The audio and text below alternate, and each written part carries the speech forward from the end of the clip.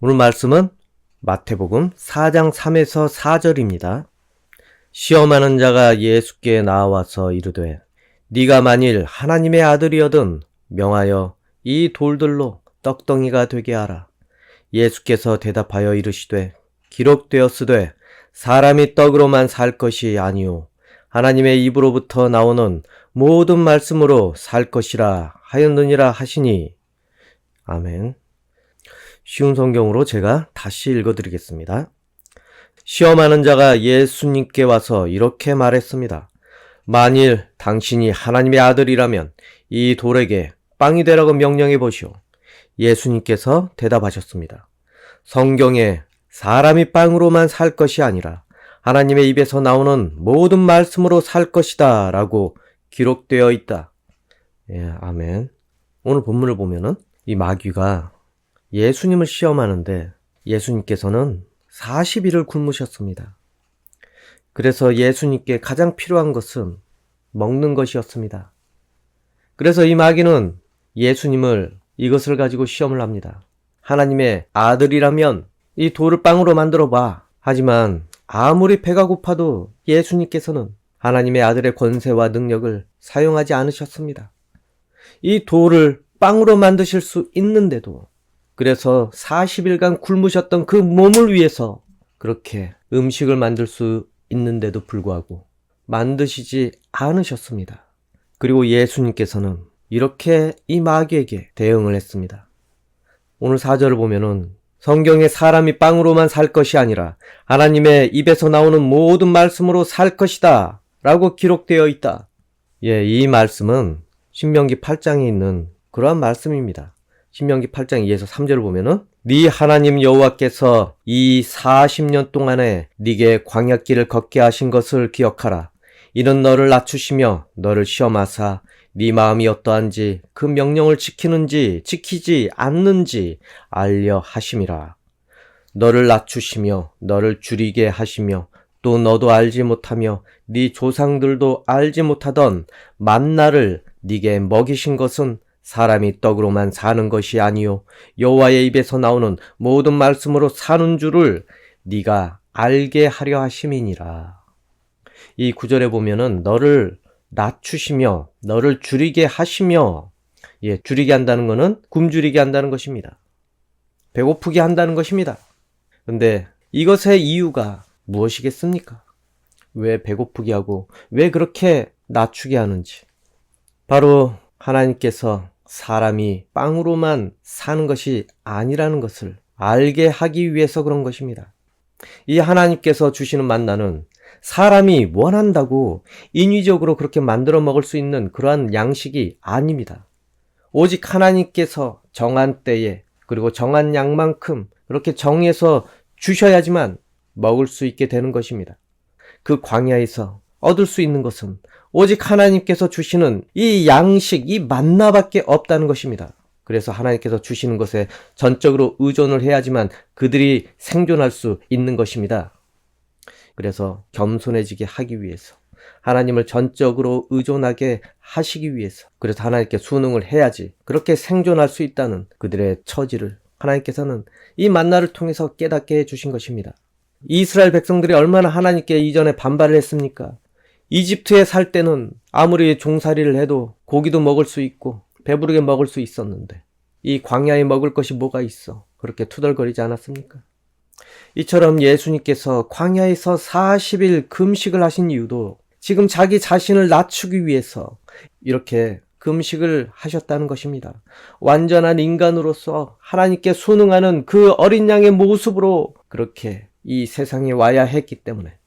그런데 이 마귀는 하나님 아들의 권세를 이용해 떡을 만들어 보라고 그렇게 유혹을 하는 것입니다. 물론 예수님께서 그 돌을 떡으로 만들게 하실 수 있습니다. 하지만 그것은 완전한 인간으로 오셔야 하는 분이 특별한 신성을 쓰셔서 자신의 배를 채우게 되면 이 시험은 무용지물이 되는 것입니다. 인간을 대표해서 죗값을 담당을 해야 되는데 완전한 인간이 맞습니까? 십자가에 달리셔야 되는데 십자가에서 신성을 이용해서 다른 사람들에게 보이시면 되겠습니까? 자신을 위해서 신성을 이용하면 완전한 인간으로 그렇게 오는 것이 아닙니다. 그래서 능력을 내려놓고 사람들에게 하나님의 영광을 드러내기 위해서만 예수님께서는 기적을 보이셨습니다. 사람들을 위해서 오병이어의 기적을 보이시고 병이 낫게 하고 악한 마귀를 쫓아내게 그렇게 하셨습니다. 또한 하나님께서 우리 인간을 사랑하신다는 그런 것을 보이시기 위해서 기적을 보이셨습니다. 여러분, 지금 현재 무슨 목적을 가지고 하나님을 지금 대하고 있는지 한번 생각을 깊이 해보시기 바랍니다. 때로는 이런 목적만을 생각을 하며 하나님을 대하고 있지는 않습니까? 지금 자기 현실에 대해서 하나님께서 무슨 도움이 될까? 그러면서 하나님을 상대하고 있지 않습니까? 그러면 하나님을 단순하게 만날 수밖에 없습니다. 우리가 지금 이 현실을 극복할 수 있는 여러 가지들, 그것만으로 하나님을 만난다면 우리는 본질이 아니라 현상의 목적을 두고 만나게 되는 것입니다. 말이 좀 어려운데, 예를 들자면은 오로지 사과를 얻기 위해서 사과나무를 심고 가꾸듯이 하나님을 그렇게 사과나무 정도로만 생각하고 있지 않나 한번 고민을 해보라는 것입니다. 그래서 사과가 열리지 않으면 낙심을 하게 되고 하나님을 떠나야 되겠다. 하나님은 내 인생에 필요한 분이 아니야. 혹시 그 정도로만 하나님을 그렇게 생각을 하고 있지 않나 생각을 해보시기 바랍니다. 하나님께서는 사실은 우리의 모든 것이 되시는 그러한 분이십니다. 그런데 우리는 하나님을 단편적으로만 생각하고 판단을 하는 그런 경우가 많이 있다는 것입니다. 하나님께서는 때로는 공급자가 되시고 때로는 우리가 피할 반석이 되시고 그리고 우리의 위로자가 되십니다. 그리고 우리를 지키시는 파수꾼이 되십니다. 그리고 우리에게 생명나무를 허락해 주시고 우리 인생을 책임져 주시는 분이십니다. 지금부터 영원까지 하나님께서는 우리 인생을 책임져 주십니다. 우리의 영혼을 책임져 주시는 분이십니다. 그래서 우리의 영생을 책임져 주시기 위해서 우리를 부르신 것입니다. 그런데 내가 바라는 그 열매에만 그렇게 집착을 해서 그대로 하나님을 대하고 그 목적만을 위해서 하나님을 상대한다면 우리는 하나님의 다양한 그런 능력을 가려버리는 것이 되지 않겠습니까? 하나님을 다양하게 만나십시오. 내가 바라는 것 이상으로 하나님께서는 준비하시고 우리가 겸손하고 낮아진 마음을 가진 그때에 하나님께서는 하나씩 하나씩 우리에게 베풀어 주시게 됩니다. 열어주시게 됩니다. 지금 어쩌면은 물론 광야 같은 상황에 처한 분들은 당장 시급한 것이 먹고 사는 문제일 것입니다. 먹을 것, 그래서 이 줄임배를 채우는 것이 우선일 수도 있습니다. 오늘 내일 빵을 절실히 찾는 분도 많이 있을 것입니다. 또는 자신이 바라는 것 이상으로 이미 하나님께 받은 은혜가 많은 분도 계실 것입니다. 여러분, 하나님의 다른 모습을 발견하시기 바랍니다. 자신의 뜻을 내려놨을 때, 그때부터 하나님께서는 여러분을 다른 모습으로 찾아오실 것입니다. 하나님의 뜻을 우리에게 말해주기 시작할 것입니다. 이 이스라엘 백성들, 하나님을 대할 때 무엇을 목적으로 대했습니까? 광야에서 그들이 무엇을 불만으로 하나님을 대했습니까? 그들에게는 고달픈 광야 생활만 보였습니다. 그리고 먹을 것만 보였습니다. 그래서 하나님께서 그렇게 가리키는 그 방향에 관심이 없었습니다. 지금을 통해서 그것까지 판단을 했던 것입니다. 지금도 고생스러운데 이대로 계속 연장되는 것이 아닌가? 계속 광야길을 가라고 하는데 점점 좋아져야 되는데 광야가 언제 끝나나? 그래서 지금을 가지고 하나님의 계획을 판단을 했습니다. 그래서 그들이 원하는 것은 다시 이집트로 돌아가는 것을 그들은 원했습니다. 거기에서 먹고 마실 것이 많은데 왜 여기서 고생을 하나? 지금 현재 자신들의 모습으로 그리고 지금 현재 자기 자신들이 원하는 것으로 하나님을 판단을 했습니다. 우리도 마찬가지 아니겠습니까? 우리도 지금 하나님께 간절한 것이 있을 것입니다. 물론 하나님께서 그것을 해 주시게 됩니다. 하지만 우리 바라는 대로 그것대로만 해 주시면 좋겠지만은 하나님 바라시는 대로 하시게 됩니다. 지금 현재 우리에게 절실한 것은 먹을 것도 먹을 것이지만은 하나님께서 원하는 방향이라는 것입니다. 지금 이 상황을 통해서 우리에게 원하는 것이 있다는 것입니다. 먹고 사는 것, 그것도 중요하지만은 우리가 바라야 되는 것은 이렇게 어려운 상황이라든지 이렇게 힘겨운 상황에서 하나님을 따라갈 수 있는지, 하나님께서 바라는 그런 방향으로 갈 수 있는지, 그리고 하나님을 어떻게 생각하는지 그것을 우리는 곰곰이 생각을 해봐야 됩니다. 이런 어려운 상황에서 아니면은 고달픈 상황에서 지금 이 고달픈 것만 마음에 들어와서 이것만 해결해 달라고 하는 그런 마음들이 많이 있습니다. 저도 그렇습니다. 하지만은 지금 이 고달픈 것을 해결하는 것도 좋지만은 이 상황에서라도 내가 방향을 잃지 않는 것이 더 중요합니다, 여러분. 그렇게 마음이 하나님을 향해 있다면은 하나님께서는 하실 일을 이제는 하시게 됩니다. 하나님의 다른 모습을 발견할 수 있도록, 다른 뜻을 발견할 수 있도록 기도하시기 바랍니다. 하나님께서는 분명히 공급자가 되십니다. 하지만 이 광야에 빠져있는 사람들을 지켜주시는 그런 보호자도 되십니다. 그리고 더 좋은 쉴만한 물가로 인도하시는 인도자도 되십니다. 지금 광야를 걷기 때문에 팔이 아프고 몸도 아프겠지만은 여기에서 주저앉아서 쉴 생각하지 말고 좋은 곳 가서 쉬자. 그래서 하나님께서 그렇게 좋은 곳으로 인도하고 있다는 그것을 우리는 지금 이 상황에서 우리가 찾아야 되는 것입니다. 하나님의 뜻을 발견을 해야 되는 것입니다. 그러니 어떤 상황을 만나든지 간에 이 상황에서 내 인생을 인도해 주십시오. 이게 급선무입니다, 여러분. 당장 내일의 입을 해결해 줄 수 있는 것만 거기에만 몰입하지 마시고 인도해 주십시오. 광야를 벗어나야 먹을 거라도 해결되는 거 아니겠습니까? 그래서 하나님께 내 인생의 갈 방향을 구름기둥과 불기둥으로 인도해 달라고 간구하는 것이 급선무입니다, 여러분. 거기만 벗어나면은 배고플 일도 없습니다. 먹기 싫어도 주변이 넘쳐나는 것 때문에 먹게 됩니다, 자동으로. 힘들게 광야에서 물을 찾을 필요도 없습니다. 그렇기 때문에 하나님, 먹을 것 주시는 것도 좋지만은 먹을 것이 넘쳐나는 길로 인도해 주십시오. 쉴만한 물가로 인도해 주십시오. 그렇게 하나님께 순응할 수 있는 그런 기도를 하시기 바랍니다, 여러분. 그래서 이 광야에서 벗어날 방법을 하나님께 간구하십시오. 그리고 이 광야길에서 달려드는 들짐승과 마귀의 유혹에서 이 시험에서 이길 수 있도록 지켜달라고 그것을 위해서 기도를 하시기 바랍니다. 요한복음 6장 26에서 27절 쉬운 성경으로 읽어드리겠습니다. 예수님께서 그 사람들에게 대답하셨습니다. 내가 너희에게 진리를 말한다. 너희가 나를 찾는 것은 내가 행한 표적을 보았기 때문이 아니라 빵을 배불리 먹었기 때문이다. 썩어 없어지는 음식을 위해 일하지 말고 영원히 있어서 영생을 주는 음식을 위해 일하여라. 인자는 너희에게 그런 음식을 줄 것이다. 하나님 아버지께서 인자가 이런 일을 행하는 것을 허락하셨다. 아멘. 여러분, 이 땅의 빵을 위해서 그동안 수고하고 고생을 하셨을 것입니다. 또한 그것을 바라셨을 것입니다. 하지만 이제는 예수님을 믿고 그 안에 들어온 인생은 이 땅의 빵이 아니라 생명의 빵을 위해서 수고하고 일하게 된다는 것입니다.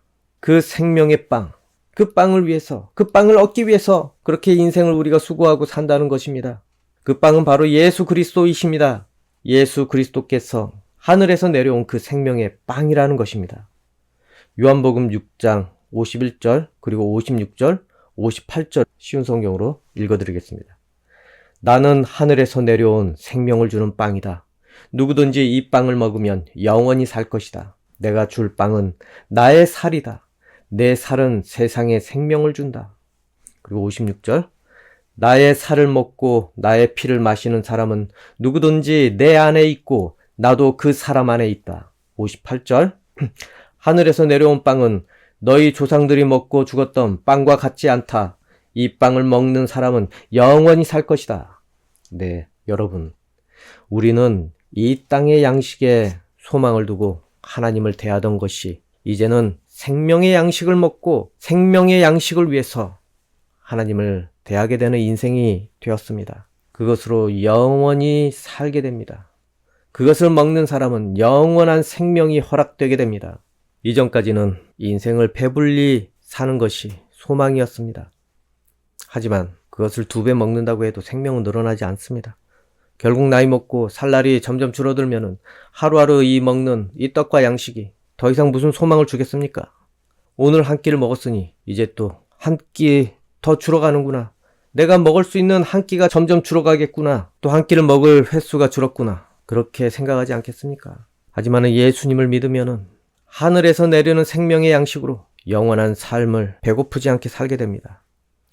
이것은 배고파져서 다시 먹어야 하는 그런 양식과는 다릅니다, 여러분. 한 번 먹은 사람은 영원히 배고프지 않고 살게 되는 양식이 되는 것입니다. 그것은 우리에게 영원한 소망을 주게 합니다. 그래서 그것을 먹은 사람은 언제까지나 노래하며 살게 됩니다. 여러분, 아무리 칼로리가 높은 음식이라도 그거 먹고 하루 버티지 못합니다. 내일 다시 배가 고파지고 다시 먹을 것을 또 찾아야 됩니다. 그래야 육체가 움직일 수 있게 됩니다. 한번 먹으면 평생 먹지 않아도 되는 그런 음식이 어디 있겠습니까? 하지만은 하늘에서 내려온 이 생명의 빵은 한 번 먹으면 충분합니다. 더 이상 배고플 일이 없습니다. 이것이 무엇을 의미하냐면은 육체를 얘기하는 것이 아닙니다, 여러분. 우리 영혼을 얘기합니다. 우리의 영혼을 이야기하는 것입니다. 우리의 영혼도 양식이 있어야 됩니다. 우리의 삶이 육체만으로 됩니까? 우리가 살아있다는 것이 육체만 배부르다고 해서 진짜 사는 것이 됩니까? 우리의 영혼이 살아야 되는 것 아니겠습니까? 우리의 마음이 또한 기뻐야 되는 것 아니겠습니까? 이 생명의 양식은 이것이 충족되면은 우리의 마음도 충족이 될 수밖에 없습니다. 물론 감정은 모르겠습니다. 하지만은 우리의 마음이 이상하게 늘 충족된 마음으로 하루하루를 살게 된다는 것입니다. 그렇기 때문에 여러분, 광야에서 만나를 주워 먹으며 언제까지 살겠습니까? 그 광야를 지나가게 하시는 하나님의 뜻을 따라서 가나안 약속의 땅으로 들어가야 비로소 제대로 사는 것 아니겠습니까? 우리 인생의 본질이 광야에서 먹고 사는 것입니까? 아닙니다, 여러분. 지금 이 광야 같은 이 상황에서 벗어나서 하나님께서 제공해 주시는 영원한 천국에서 영원한 생명을 가지고 사는 것이 우리의 인생의 본질입니다. 이것이 이 인생을 사는 이유가 됩니다. 여러분, 마음이 때로는 바라는 것을 얻지 못하고 지체돼서 낙심을 할 수도 있습니다. 그래서 받은 은혜가 잠시 식어버릴 수도 있습니다. 하지만 예수 그리스도 이름을 믿고 구원의 길에서 벗어나지 않는 한 하나님께서 가르치는 그 방향으로 걸어간다면은 하나님께서 책임져 주시게 됩니다. 그리고 공급해 주시게 됩니다.